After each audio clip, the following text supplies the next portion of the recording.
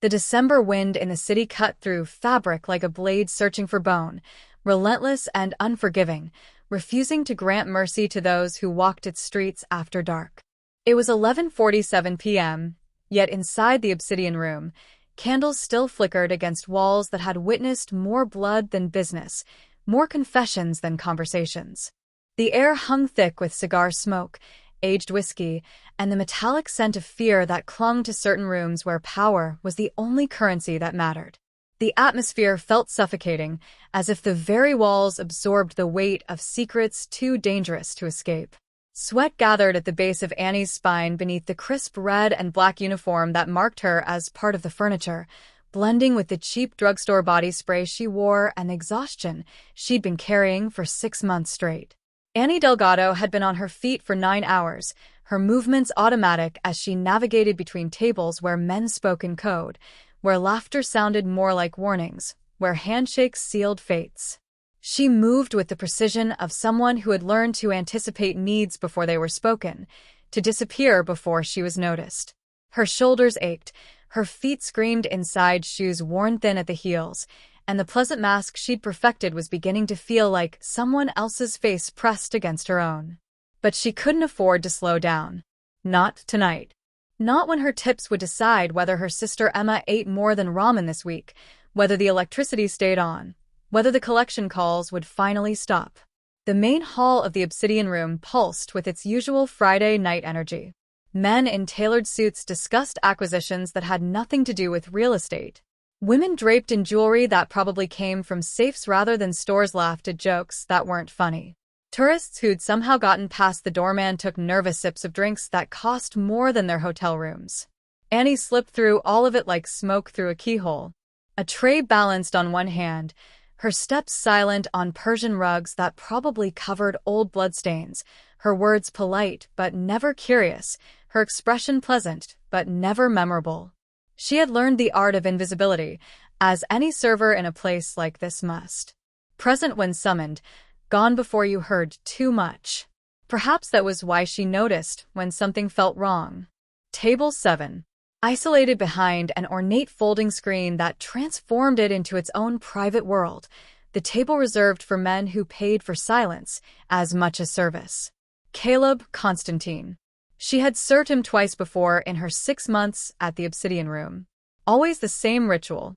Arriving at 11:30 p.m. precisely, always with Silas positioned behind him like a stone monument, ordering bourbon neat and whatever the chef recommended, leaving cash that included a generous but not showy tip, never snapping his fingers, never raising his voice, never drawing unnecessary attention.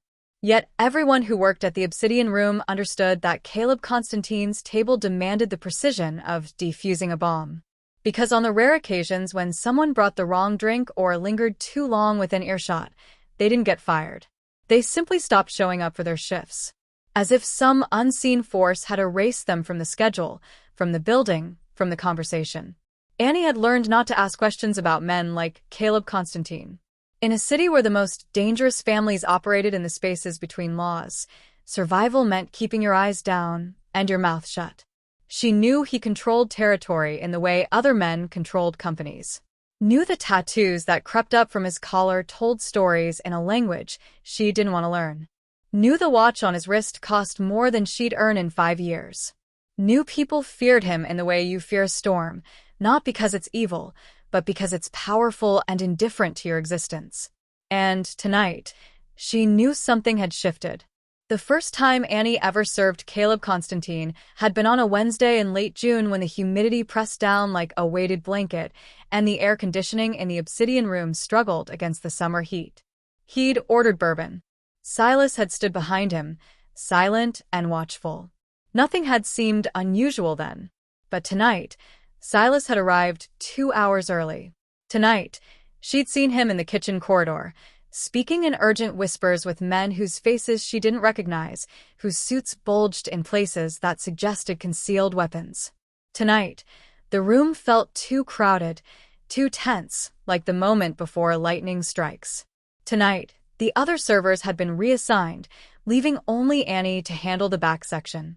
And tonight, As she balanced the bottle of Pappy Van Winkle on her tray and approached table 7, she felt the weight of the folded napkin in her apron pocket like it was made of lead instead of paper. 5 words scrawled in her handwriting with a borrowed eyeliner pencil. 5 words that would either save a man who terrified her or get her killed before midnight. She had seconds to decide. Annie's hand trembled as she set the bourbon bottle on the table, the glass making the softest clink against polished wood. Caleb didn't look up immediately. He never did. Men like him didn't acknowledge servers until they had something to say, as if eye contact might somehow humanize the transaction, create a connection neither party wanted. She poured with steady hands despite the hurricane in her chest, the amber liquid catching candlelight as it filled his glass. Silas stood 3 feet behind Caleb's right shoulder, his bulk casting a shadow that seemed to swallow half the table. His eyes tracked her movements with the cold assessment of a man who saw threats in everything, who'd probably killed more people than she'd served drinks. Annie set the bottle down, then reached for the small plate of olives and Marcona almonds the kitchen always prepared for table 7. Her fingers brushed the napkin in her apron, and for one terrible second, she considered walking away, pretending she'd seen nothing, staying invisible like she'd promised herself 6 months ago. But Emma's face flashed through her mind. 16 years old, and trusting her big sister to keep them safe, to keep them fed, to keep them together. She placed the napkin beside Caleb's glass, folded once, innocent as any napkin in any restaurant anywhere. "Compliments of the house," she murmured, her voice surprisingly steady.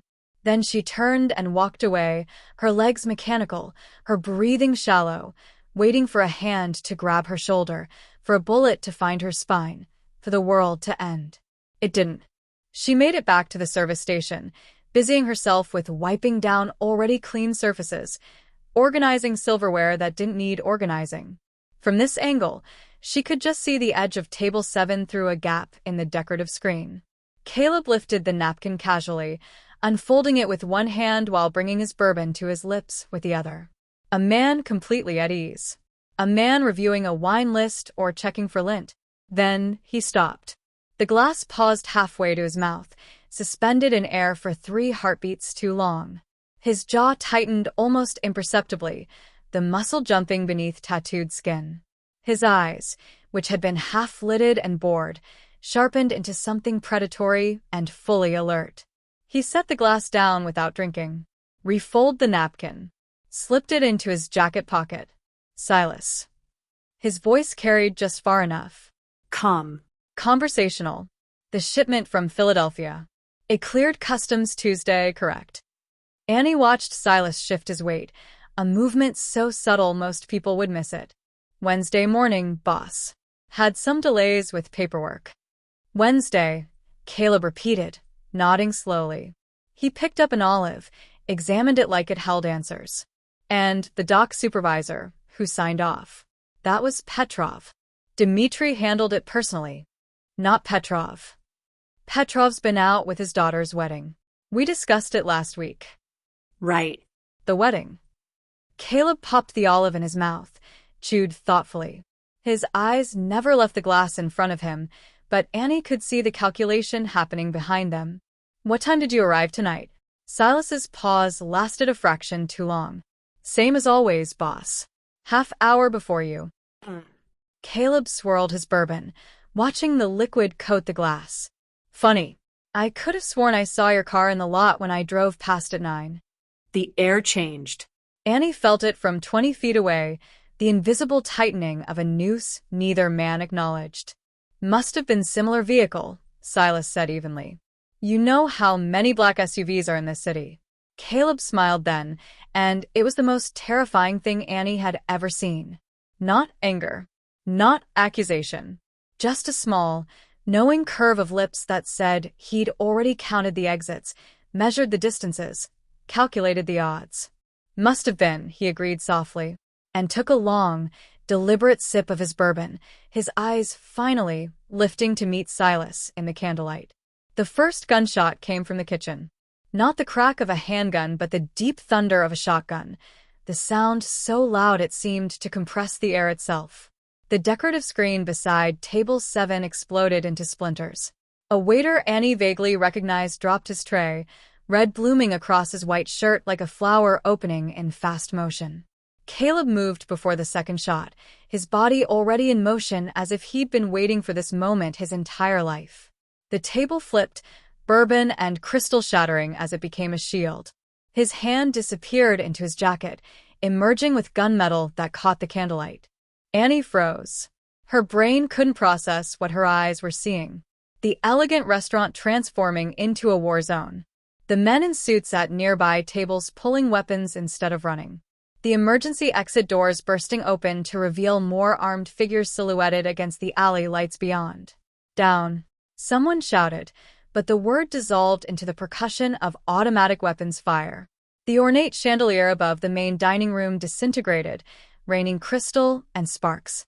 Bullets chewed through mahogany paneling, through leather booth seats, through the oil paintings of Italian countryside that probably cost more than Annie's life. A woman in a cocktail dress scrambled under a table, her scream cut short by a sound Annie's mind refused to identify. Caleb returned fire with surgical precision, 2 shots that dropped a man emerging from the kitchen doorway. He moved like violence was a language he'd spoken since childhood, efficient and terrifyingly calm. Silas stepped around the overturned table, his weapon already drawn. For one suspended moment, Annie thought he was protecting Caleb. Then she saw his face, empty of everything except professional focus, as he aimed at the back of Caleb's head. "Nothing personal, brother," Silas said, his voice barely audible above the chaos. Annie didn't think. Her body acted on instinct born from something deeper than logic. She grabbed the bourbon bottle from where it had rolled against the wall and hurled it with everything she had. It struck Silas's shoulder, not hard enough to stop him, but enough to shift his aim.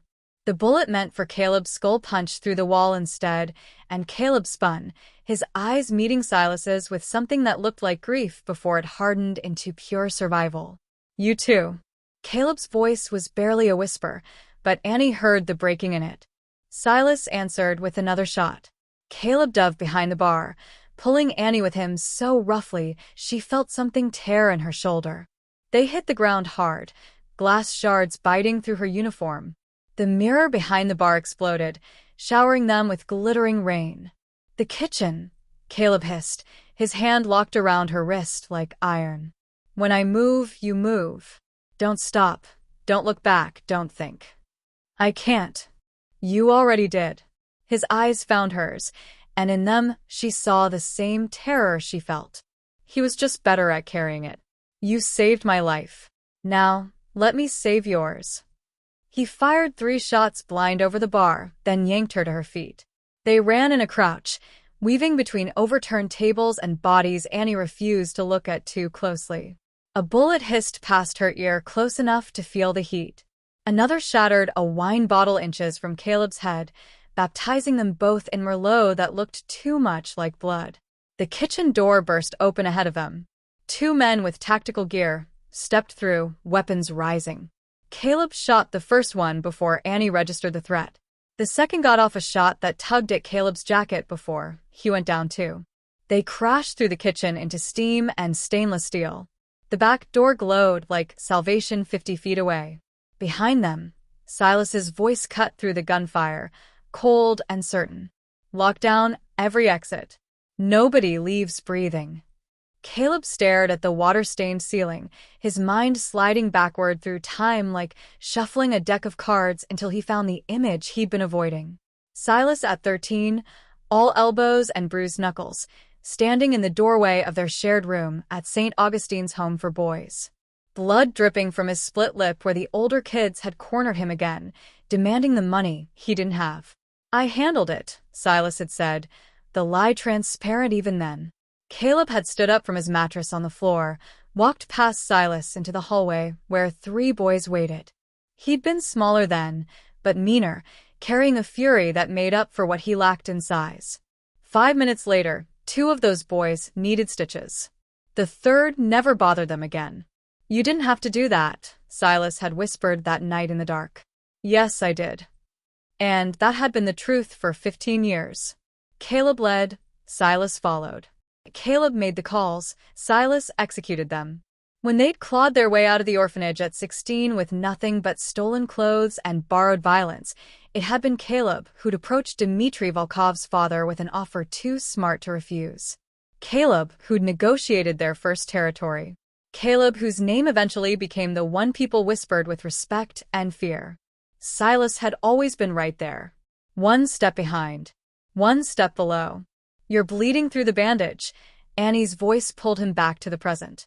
Caleb touched his side, feeling the warmth spread. "It's fine. It's not fine. None of this is fine." She sat in the chair by the window, having changed into clothes they'd bought at a 24-hour convenience store. Cheap jeans and a sweatshirt that swallowed her frame. "How long were you friends?" "Brothers," Caleb corrected automatically, then tasted the bitterness of the word. "We were brothers." He remembered Silas at 19, watching Caleb negotiate with the Italians over territory disputes. The meeting had ended with Caleb walking away with 3 new blocks and a promise of non-aggression. Afterward, at a bar that served them despite their age, Silas had bought the drinks.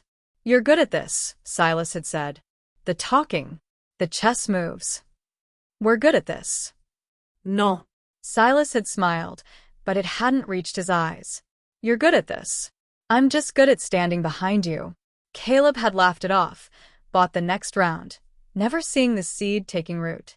He saw it now. Every memory reframed through the lens of betrayal. Silas, at 23, silent when the other captains toasted Caleb's leadership. Silas, at 26, his jaw tight when Caleb rejected his strategy in favor of a cleaner solution. Silas last month, his voice flat when Caleb introduced him to the mayor as my associate instead of my partner. Small cuts. Death by 1,000 paper wounds. "He called me brother," Caleb said aloud, his voice rough. "Every day for 15 years. Even tonight before he couldn't finish." Annie wrapped her arms around herself. "Maybe he still thinks of you that way. Maybe that's why it hurts him." "Hurts him." Caleb's laugh was jagged glass. "He sold me to the Volkovs like livestock." His phone buzzed. The burner. A text from the only person he'd trusted with this number. "Your cousin met with V. Syndicate Tuesday. Signed papers. He's taking over territory. Everyone knows." Everyone agreed. "You were already dead to them." Caleb read it twice, then threw the phone against the wall where it shattered into pieces that matched how he felt inside. Alexei. The name came out like poison. His cousin. His blood. The kid he'd protected, promoted, trusted with his life. "Family," Annie whispered, understanding without being told. "Always the ones closest," Caleb agreed, staring at his tattooed hands that had built an empire now crumbling. "Always the ones you never see coming." The laptop screen glowed in the darkness, stolen from a college student's backpack outside a coffee shop 3 hours ago. Caleb's fingers moved across the keyboard with surprising precision for someone who looked like he'd never touched a computer. He was inside his organization's encrypted server, bypassing firewalls he'd helped design, reading messages that proved how completely he'd been erased. Annie watched from the bed, exhaustion pulling at her, but fear keeping her awake. Her phone sat on the nightstand, 17 missed calls from Emma. She'd texted back once. "Working late." "Don't worry." The lie had felt like swallowing glass. "Here." Caleb turned the laptop, so she could see. An email chain, dated back 3 months. Read. The messages were clinical, transactional. Alexei coordinating with someone identified only as V about asset liquidation and territorial reorganization. Another email detailed a timeline: target elimination, December 13th, transfer of operations, December 14th, public announcement, December 15th. Today was December 13th. "He planned this for 3 months, Annie whispered. "Your own cousin." "My father's brother's son." Caleb's voice was empty. "I brought him into the business when he was 22. Taught him everything. He called me every Sunday. Had dinner at my house on holidays." He laughed, the sound hollow. "Family was the one thing I thought was sacred." Nothing's sacred when people want power. Caleb scrolled further and stopped. His face went white. "No." The email was recent, Sent 4 hours ago. Subject line. Additional leverage secured. The waitress has a sister. Emma Delgado, age 16. Attends Jefferson High. Lives at 2847 Morrison Street, apartment 3B. We picked her up at 11:20 p.m. She's comfortable. Will remain that way as long as the waitress cooperates. Instructions to follow. Annie couldn't breathe. The room tilted, sounds becoming distant and muffled like she was underwater. Emma. They have Emma. She lunged for her phone, but Caleb caught her wrist. Don't. The moment you call, they'll know where we are. That's my sister.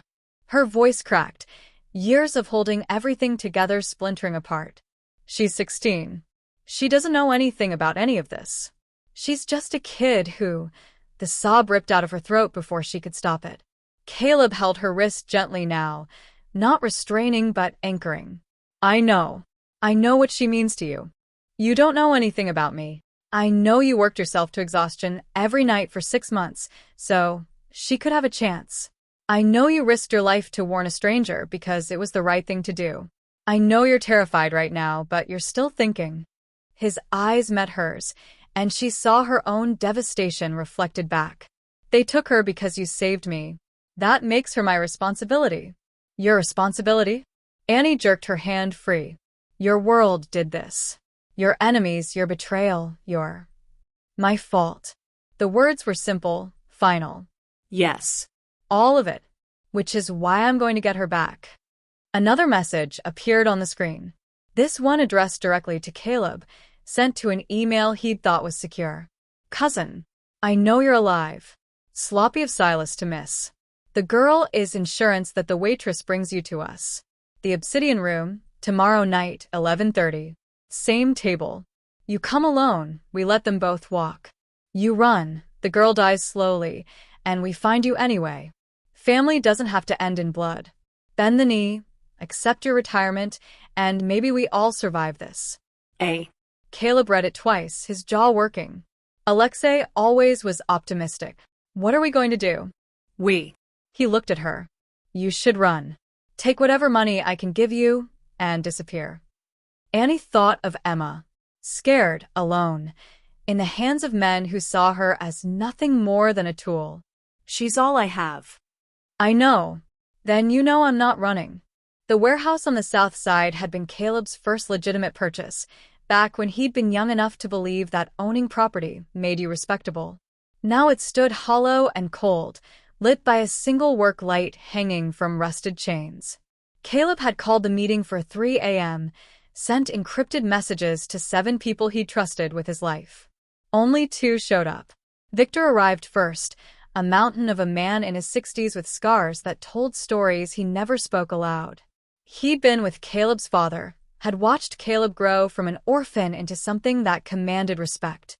He limped now, arthritis claiming what bullets hadn't managed. The others? Caleb asked. Gregor's dead. Found him in his bathtub this morning, 2 in the chest. Professional. Victor's voice was gravel and cigarettes. Yuri and Mikhail turned. Saw them at Alexei's place yesterday, drinking his champagne. The rest didn't answer, which means they're either dead or smart enough to stay away. The second arrival was Rosa, a woman who'd run Caleb's money laundering operations for a decade. She wore designer clothes and carried a pistol in her handbag like other women carried lipstick. They're calling it a reorganization, she said, lighting a cigarette despite the no smoking sign. Clean transition.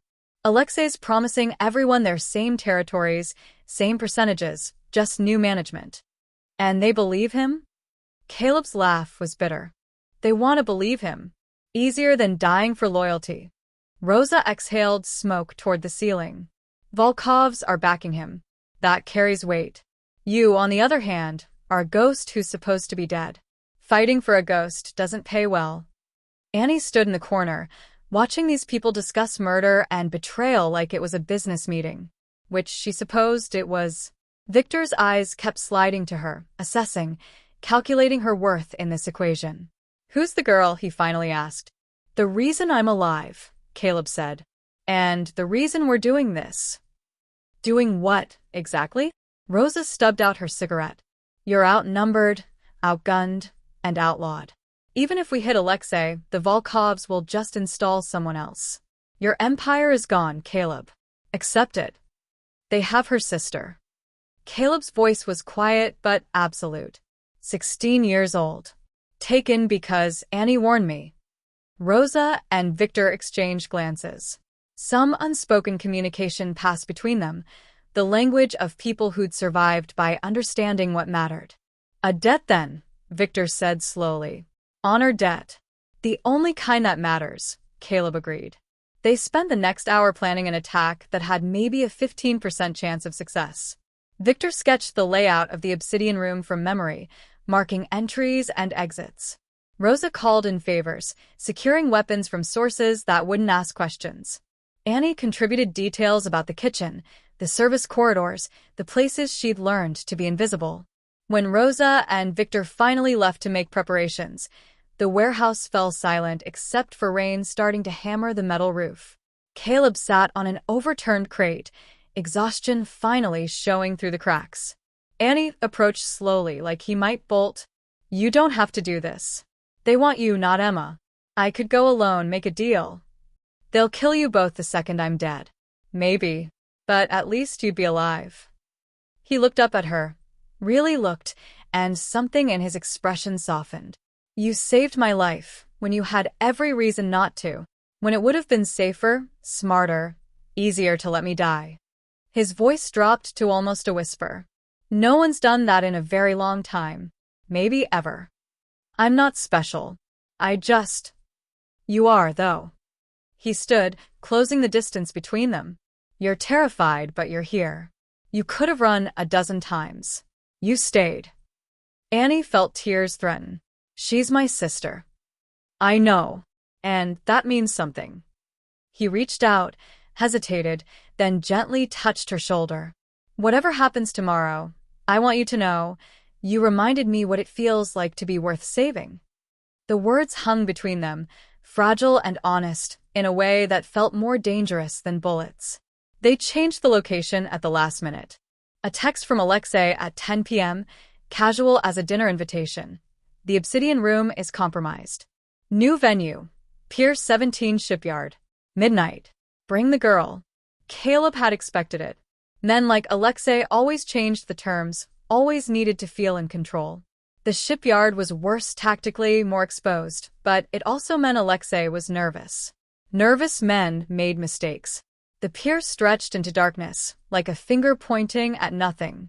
Shipping containers stacked 3 high created a maze of rust and shadow, their sides tagged with graffiti that looked like warnings in a language no one spoke anymore. Floodlights mounted on poles cast pools of sickly yellow illumination that made the spaces between them feel deeper, more dangerous. Caleb walked alone down the center path, his hands visible, his steps measured. Annie followed 20 paces behind, her role already discussed. Victor and Rosa were ghosts in the containers, positioned with rifles and prayers. Alexei stood on a platform beside a dormant crane, backlit like he was on stage. Younger than Caleb by 5 years, handsome in the way of men who'd never been hit hard enough to learn humility. Silas flanked him on the right, immovable as stone. 6 other men formed a semicircle, weapons ready, but not raised. And there, off to the side in a folding chair, sat Emma. Duct tape across her mouth, zip ties on her wrists, terror in her eyes that made Annie's breath catch. Cousin, Alexei called out, his voice carrying across the shipyard. I'm genuinely impressed you survived. Silas said you were dead. Silas says a lot of things. Caleb stopped at the base of the platform. Let the girl go. This is between us. Everything is between us now. That's what family means. Alexei descended the metal stairs, his shoes clicking against steel. I'm offering you a choice, Caleb. Walk away. Disappear. Live whatever life you can build from nothing. Or die here, tonight, and accomplish absolutely nothing. Generous. I think so. Alexei smiled. The Volkovs think so too. They're reasonable people. They don't need your death, just your absence. Caleb nodded slowly, as if considering. Then he pulled out his phone, held it up so everyone could see the screen. Funny thing about absence. Sometimes it's more powerful than presence. What are you? For the last 6 hours, I've been sending files to every major family from here to New York. The Italians, the Irish, the Bratva networks that aren't Volkov. Caleb's smile was sharp as broken glass. Detailed records of your deal with the Volkovs. How they're planning to absorb my territories, then move on everyone else's. How you're their puppet, dancing on strings you can't even see. Alexei's face went white. You're bluffing. Am I? Caleb pocketed the phone. Check your own messages. I'm sure people are calling right now, asking why you sold them out, why you made them targets. For 3 seconds, nothing moved.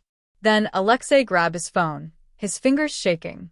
The color drained further from his face as he read. You just declared war on everyone, he whispered. No. You did. I just made sure they knew. Caleb's voice was ice. Now let the girl go before this gets worse. Silas moved first. Not toward Emma, but toward Caleb, his weapon rising. You always had to be the smartest one in the room. And you always resented it. They collided like mountains crashing, 15 years of brotherhood and betrayal exploding into violence. Silas was bigger, stronger, but Caleb fought with the fury of a man with nothing left to lose. They grappled, fell, rolled across concrete that tore skin and drew blood. Gunfire erupted from the containers. Victor and Rosa opening up, forcing Alexei's men to scatter. Annie ran for Emma, staying low, her heart hammering. Bullets sparked off metal, ricocheted into darkness. Caleb's fist connected with Silas's jaw. Once. Twice. 15 years, brother. Silas drove him back into a shipping container, the impact crushing air from lungs. I was always second, always your shadow. I would have died for you. I know. Silas roared, and the anguish in his voice was raw, real. That's what made it unbearable. Silas died with Caleb's hands around his throat, but it was the bullet from Victor's rifle that finished it. The shot echoed across the shipyard like a period at the end of a sentence no one wanted to read. Silas's eyes found Caleb's in those final seconds, and what passed between them wasn't hatred or regret, just exhausted recognition. I was tired, Silas whispered, blood on his lips. So tired of being the one nobody remembered. I remembered, Caleb said, his voice breaking. Every day. Not enough. Silas's breath rattled. Never enough. Then he was gone, and Caleb was holding a body that used to be his brother, his best friend, the only person who'd known him before he became someone worth fearing. He laid Silas down gently, closed his eyes like he was sleeping, and stood up into a world that felt emptier than it had any right to be. Alexei was on his knees 20 feet away, surrounded by men who'd arrived in black SUVs with no license plates. The Italians had come first, then the Irish, drawn by the evidence Caleb had sent like sharks to blood. They weren't here to negotiate. You made a mistake, cousin, Caleb said, walking past without stopping. You thought power was about taking. It's about knowing when to let go. Alexei screamed something, but Caleb didn't turn around. Whatever happened next wasn't his concern anymore. He'd burned his empire to save a 16-year-old girl he'd never met. That felt like the only honest thing he'd done in years. Annie held Emma, both of them shaking, both of them alive. Victor and Rosa were already disappearing, ghosts returning to whatever shadows they'd emerged from. The shipyard would be empty in 10 minutes, just rust and blood and questions no one would answer. Caleb approached slowly, giving them space. His ribs screamed where Silas had cracked them. His knuckles were split open, his suit jacket torn and soaked with blood that might have been his or someone else's. He looked like a man who'd survived a war but lost everything worth fighting for. There's money, he said quietly. Accounts they don't know about. Enough for both of you to start over somewhere they'll never find you. New names, new lives, whatever you want. Annie met his eyes. We don't want your money. It's not mine anymore. It's just money. We don't want it. She held Emma tighter. We want to go home. Caleb nodded slowly, understanding what she wasn't saying. She didn't want to be saved by him, didn't want to owe him, didn't want any part of the world that had almost killed them both. She wanted her life back, the one she'd built herself, flawed and difficult, and hers. The obsidian room, he said. It's going to burn tonight. Accident with the gas lines. Everyone who worked there gets 6 months severance, anonymously. No questions asked. Why are you telling me? So, you know you don't have to go back there. You're free of it. He reached into his jacket, pulled out an envelope thick with cash. Set it on the ground between them. Not payment. Not debt. Just, I'm sorry you got pulled into my ending. Annie looked at the envelope, then at him. What will you do? Disappear. Become someone else. Someone smaller. His smile was sad. Maybe someone better. Rain started falling, cold and cleansing, washing blood down storm drains that had swallowed worse. Caleb turned to leave, his steps heavy with exhaustion and loss. Caleb. Annie's voice stopped him. Thank you. For Emma. He didn't turn around. You saved me first. Then he walked into the rain and the darkness beyond the floodlights, and Annie watched until he was just a shadow, then a memory, then nothing at all. A king without a kingdom, disappearing into the night he'd once commanded. She picked up the envelope, held Emma's hand, and walked toward the street where a new life was waiting.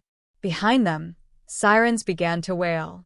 Somewhere across the city, the obsidian room was burning, consuming secrets and lies in flames that would leave nothing but ash. Annie was finally, terrifyingly unafraid.